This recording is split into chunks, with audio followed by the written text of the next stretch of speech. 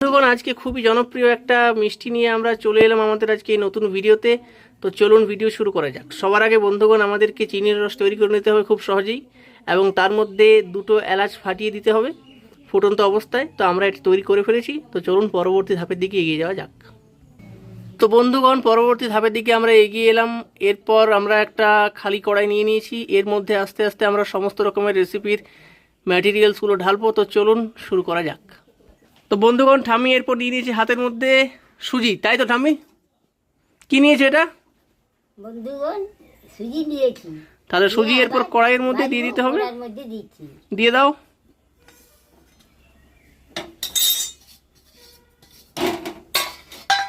তো একটু নাড়াচাড়া করে নিতে হবে সুজিটাকে, বেশ ভালো করেই হচ্ছে।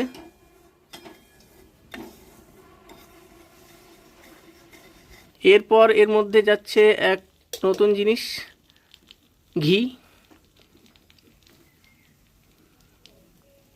বেশ কিছুটা ঘি দিয়ে দেওয়া হয়ে গেল, 2 চামচের বেশি না।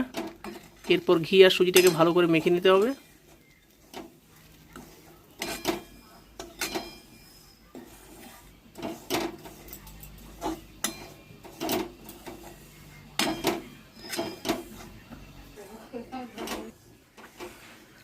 তো বন্ধুগণ, বেশ কিছুক্ষণ নাড়াচাড়া চলছে। তো বন্ধুরা, আপনারা সবাই দেখতেই পাচ্ছেন সুজি আর ঘিটাকে বেশ ভালো করে মাখা হয়ে গেছে। ঠাম্মি, আর কতক্ষণ লাগবে? হয়ে গেছে না? আর কতক্ষণ লাগবে? আর বেশি লাগবে না। তো বন্ধুরা, আপনারা দেখতেই পাচ্ছেন সুজি আর ঘিটা বেশ ভালো করে মেখে নিতে হবে, প্রায় শেষের মুখেই। ঠাম্মি, এরপর এর মধ্যে কি মেশাবে? দুধ নিয়েছি, এবার আবার দুধ দেবো। আচ্ছা, দুধটা নিয়েছে ঠাম্মি, এরপর মিশিয়ে দেবে।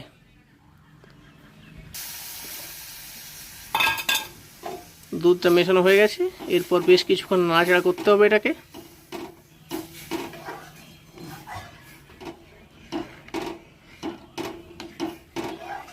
বন্ধুরা, আপনারা দেখতেই পাচ্ছেন বেশ ভালো করে সুজি, ঘি আর দুধ তিনটেকে একসাথেই মেখে নেওয়া হলো। এরপর বেশ কিছুক্ষণ নাড়াচাড়া করতে হবে। তো বন্ধুরা, আপনারা সবাই দেখতেই পাচ্ছেন এরপর সুজিটা ঠিক শুকনো হয়ে যাবে, এবং শুকনো হওয়ার পর এটাকে বেশ ভালো করে নাড়াচাড়া করতে হবে। তো বন্ধুরা, আপনারা দেখতেই পাচ্ছেন এটা মাখা হয়ে যাওয়ার পর বেশ কিছুটা শুকনো হয়ে যাবে, এরকম ঠিক। তো এটা শেষের মুখেই। তো চলুন এরপর পরবর্তী ধাপের দিকে এগিয়ে যাওয়া যাক। বন্ধুগণ, চলে এলাম পরবর্তী ধাপের দিকে। এরপর আমরা কড়াই থেকে আমাদের সুজি আর দুধ, ঘি এটার মিশ্রণটাকে আমরা একটা শুকনো করার পর থালার মধ্যে তুলে নিয়েছি। তো চলুন এরপর আমরা পরবর্তী ধাপের দিকে এগিয়ে যাই।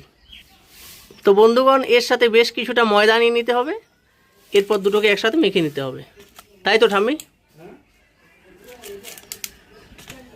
তো বন্ধুগণ, ঠাম্মি এরপর এটাকে ভালো করে মেখে নিচ্ছে। আর কতক্ষণ লাগবে ঠাম্মি?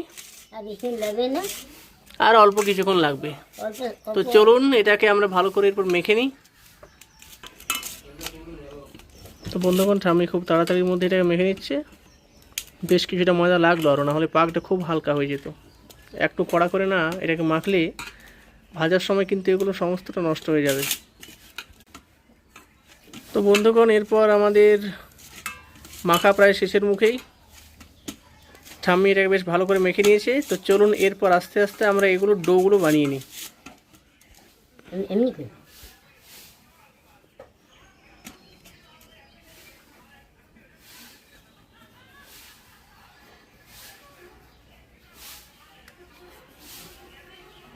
ঠাম্মি কিন্তু খুব সুদক্ষভাবে কাজগুলো করছে।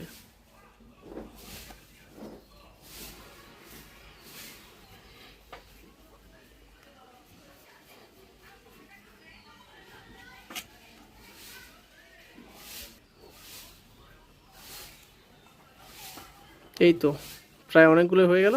এরপর আর কিছুক্ষণের মধ্যে সমস্তগুলো হয়ে যাবে।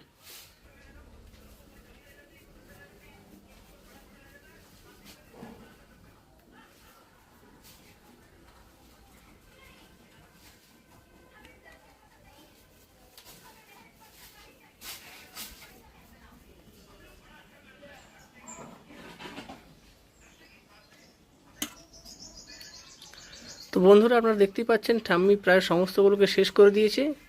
আর কতক্ষণ লাগবে ঠাম্মি? আর বেশিক্ষণ লাগবে না। আর অল্প কিছুক্ষণই লাগবে। এই তো আর সামান্য কিছু পরিমাণ বাকি রয়েছে। তো বন্ধুগণ, আপনারা অতি অবশ্যই খুব ভালোভাবে এটা দেখুন এবং বাড়ির মধ্যে চেষ্টা করে দেখতে পারেন যে এটা কীরকম করে করতে হয়।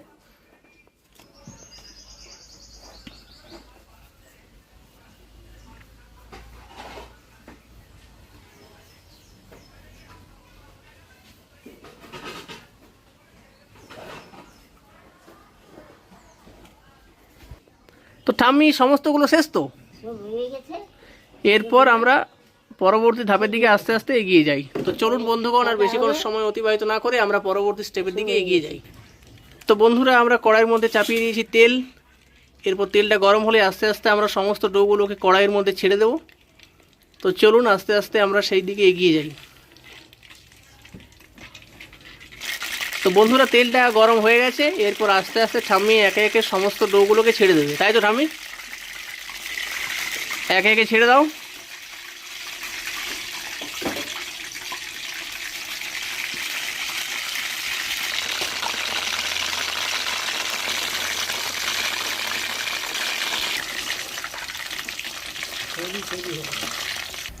তো বন্ধুরা, এটা এখনো পর্যন্ত কালারটা সাদাই রয়েছে, বেশ একটু খয়েরি খয়েরি কালারটা হতে হবে, তবে যে এটা সম্পূর্ণভাবে ভাজা হবে, নচেত এটা কোনোভাবেই এই রেসিপিটা তৈরি হবে না। সময় কিছুক্ষণ লাগবে।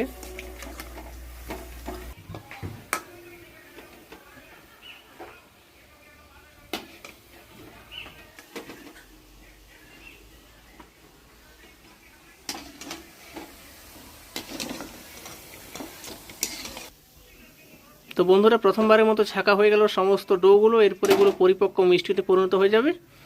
পাশেই নামানো রয়েছে আমাদের চিনির রস। তো ঠাম্মি এগুলো সমস্তগুলোকে এরপর চিনির রসের মধ্যে দিয়ে দেবে।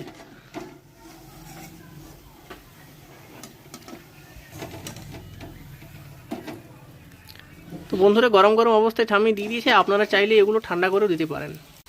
তো বন্ধুরা, এরপর আমাদের আর সামান্য কিছুক্ষণের সময় বাকি, প্রায় ভাজাগুলো শেষ হয়ে এসছে, আর সামান্য কিছুক্ষণ। তো বন্ধুরা, আপনারা দেখতেই পাচ্ছেন আমাদের এই গোলাপজাম ভাজা শেষ হয়ে গেছে। এরপর আস্তে আস্তে সমস্তগুলোকে তুলে নিতে হবে। এটা কালার প্রায় বাদামি হয়ে এসছে। তো চলুন এরপর আস্তে আস্তে এগুলো তুলে নেওয়া যাক এবং চিনির রসের মধ্যে ডুবিয়ে দিতে হবে। বন্ধুগণ, আমাদের হয়ে গেছে যাবে।